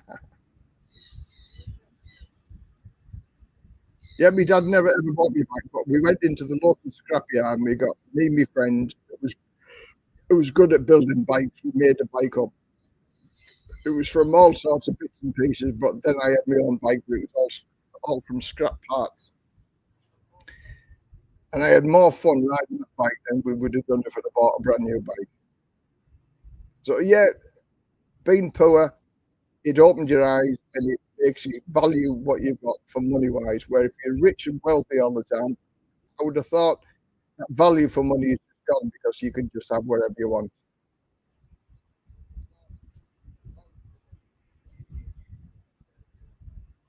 So anyway, we've been doing it now for 1 hour 48 minutes.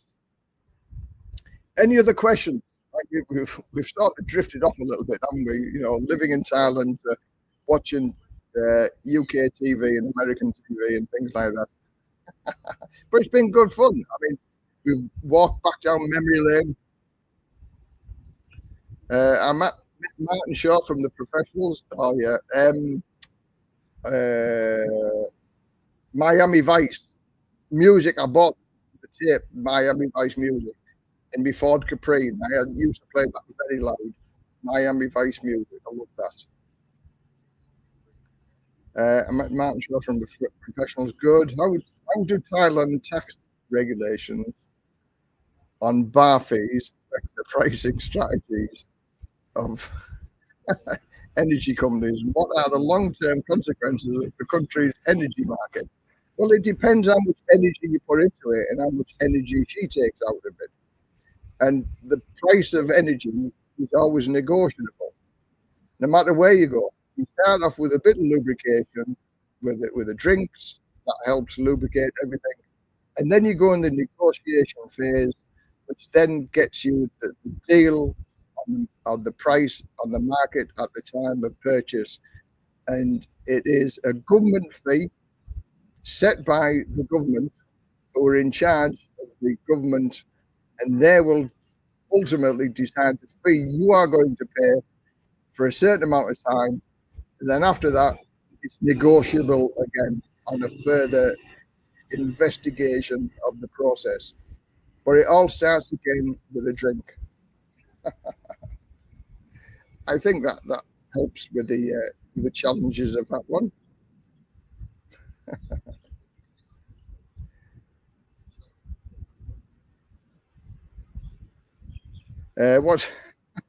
What challenges do bar workers in Thailand face regarding health and safety, particularly when it comes to issues like proper lubrication, and how and are these concerns addressed within the industry? Okie dokie. Health and safety, up to you. Lubrication, up to her. I think that's addressed the sticky point with that one.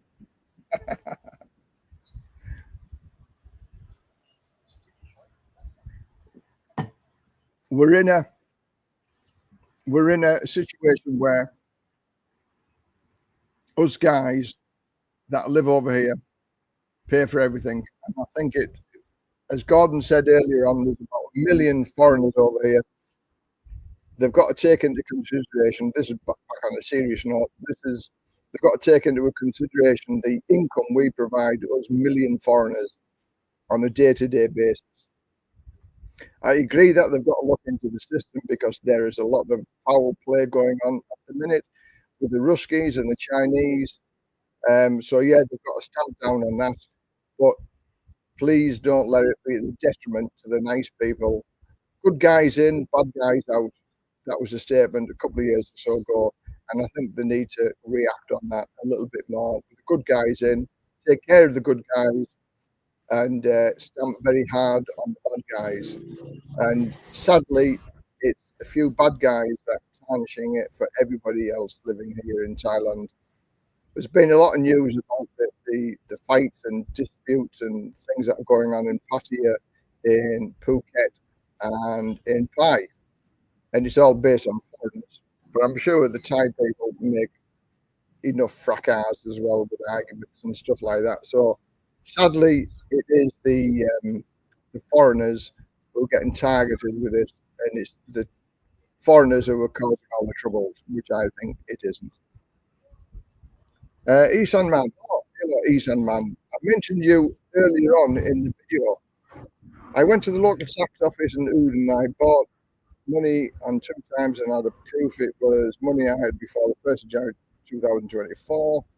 They told me I didn't need to pay tax. Got a tin for file a tax return.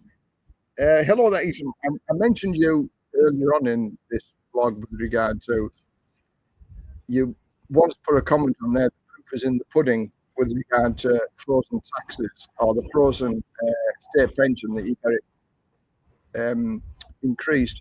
Well, the proof is in the pudding. The pudding has been delivered and the pudding wasn't very good, I'm sad to say.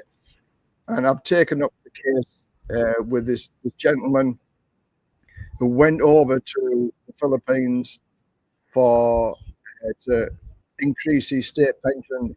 He made all the appropriate phone calls. He was assured by the Department of Work and Pensions that he would get the increase once he got there, and he would remain getting that increase if he lived there for 6 months. And lo and behold, once he come back to Thailand, once he come back from Thailand, his pension was put back down to as it was before. And the excuse that they said, we didn't think you were going to live there permanently. We think it was only a temporary move, even though, and I've got it in black and white here, that they're regarded 6 months as being a permanent move. So again, me and this gentleman were emailing frantically to the Department of Work and Pensions to try and get some clarification and to try and get it in black and white, which is always a hard thing to do. And there's a few more avenues we're going to do with regard to that. I've made a phone call. I've recorded the phone call just to show how inept the Department of Work and Pensions are, and I'll do a video next week or the week after about it.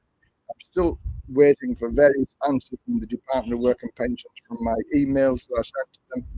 I've sort of worded it in 4 different ways, emails, to try and get the same answer without them dodging the question and trying to say, you know, we're not going to tell you, we're not going to put it in black and white.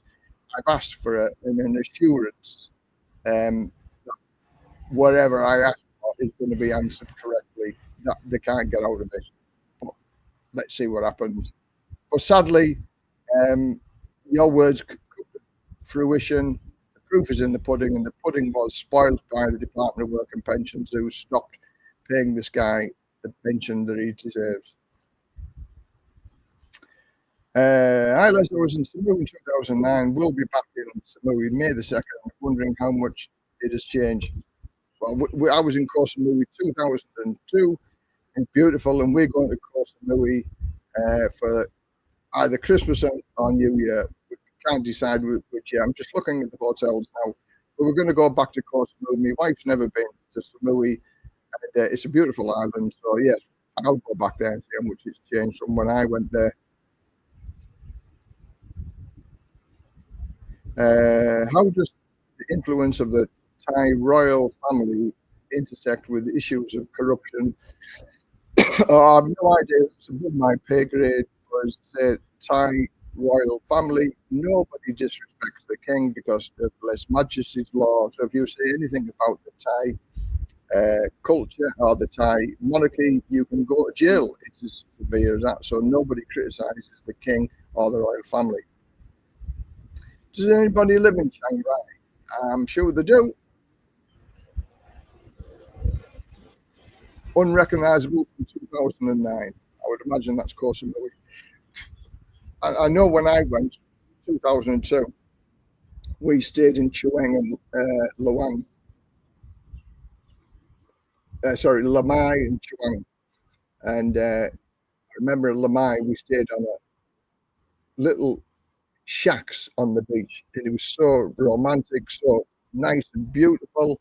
It was stunningly beautiful, and it was like muddy roads. You hired a motorbike and just travel around. And now, the last time I went was maybe maybe it's 9 or 10 years ago now. Wow, it's been that long. I wasn't with Play when I went to Chiang, when I went to Samui. Yeah, it's got to be about 10 years ago. Wow. So it'll have even changed as much as that, because 10 years ago we went to the mine Chuang, and it was like salt market, cosmopolitan, and very, very expensive in comparison when we first went. Will it get easier to live in Thailand, less paperwork? No, I don't think it's ever going to be less paperwork. If anything, it's going to be more paperwork. Because there's talk about adding the guarantee to say that you paid your taxes, or you don't have to pay taxes to be able to get your retirement visa. I can see that coming in, because then that is a way of guaranteeing that everybody that is due to pay tax is actually paid the tax that is owed or due, or they are not. They don't have to pay the tax. So that, for me, is definitely going to come in this year. And again, have a look at this video down here. Thailand tax update, what's now clear and what still isn't. If you type in that YouTube search, you'll get onto the video, and they go through that Thai tax agreement, or what's still unclear and it's clear. And it's sort of, it doesn't give you any confidence in what's going on at the minute. So anybody that wants to have a look at I've got some ebooks on my channel and my Buy Me a Coffee link, and that's to do with living in Thailand. Is Thailand right for you? I've got many keto ebooks on there as well. Retirement, don't screw it up. Getting old doesn't last very long. And each ebook is only $3. So it's the price of a cup of coffee, and it helps to support the channel out, just go to that link below, https://co.com, retired and living the dream. And that takes you to my Buy Me a Coffee. Again, these links are down below under the description, as are the direct link to the video. That's in the description below as well. So if you want a direct link to any of the videos or any of the questions or answers that I've given, have a look in the description below, and that will give you the direct link to the videos and to the e-page for doing your online tax reforms, things like that. Full of information, absolutely full of information. Go to the description below and you'll get all sorts of links to take you all over the place on my YouTube. I'm a information guru, if you like. I point people into the right direction, answer many, many questions that other people can't answer. And if I can't give you the answer, I can direct you to the people that can. Yeah, Samui, a lot of buildings going up, change a lot. Again, I used to like that. Well, I like the airport. It's stunningly beautiful, the airport. Thatch roofs and things like that. It doesn't look anything like an airport. But I would imagine even that's all changed now. For the better or for the worse, I don't know. I like old and quaint, and I suppose a modern, built, and luxurious. There's something nice about living in with a bit of rickety furniture, a bit of a rickety banister, a bit of a rickety veranda, looking out on the ocean, stuff like that. But it's not cheap to. I mean, we're going to be paying, well, a lot more money to go to Koh Samui than I was expecting to pay. But Koh Samui is a beautiful island, so we might be going to Koh Samui, Koh Tao, and Krabi over the Christmas and New Year period. So I'll be doing that in the next week or 2 weeks. Next week, we're going to Pattaya for Sonkran. We're going to do Sonkran here in Banpay, which is, I think, it's the 12th or the 13th, something like that, or maybe the 16th. I'll have to have a look. But anyway, Sonkran in Banpay, and then we're going to Pattaya for 2 days, the 18th and the 19th. So anybody in Pattaya, say hi to the Sonkran. I'm sure we'll see each other, as well as many thousands of other people. It's a wonderful time. Some great bands on, some great food, the entertainment, thousands and thousands of happy people. So if you're in Pattaya, just say hi. So I'm gonna leave it at that. We're on just over 2 hours now, and it was basically just a quick one over the tax, the state pension tax and the Thai tax. And I'll give my pennies worth, but I'm no financial guru, and but it's not difficult to go and talk to the tax people or even get your tax identification number. That will at least save you 7,000 baht. If you get the tax company to fill out the rest of it, if it's complicated, they'll charge you 8,000 baht to do it. But better to save 7,000 than pay them 7,000 to get your tax identification number, which is easy to get anyway. So I hope this advice helps people, and give it a thumbs up if you've enjoyed it, and give it a thumbs down if you didn't. Leave your comments down below, and if you haven't already subscribed, please subscribe. So thanks for now, everybody. Bye for now, and have a good weekend. Bye for now.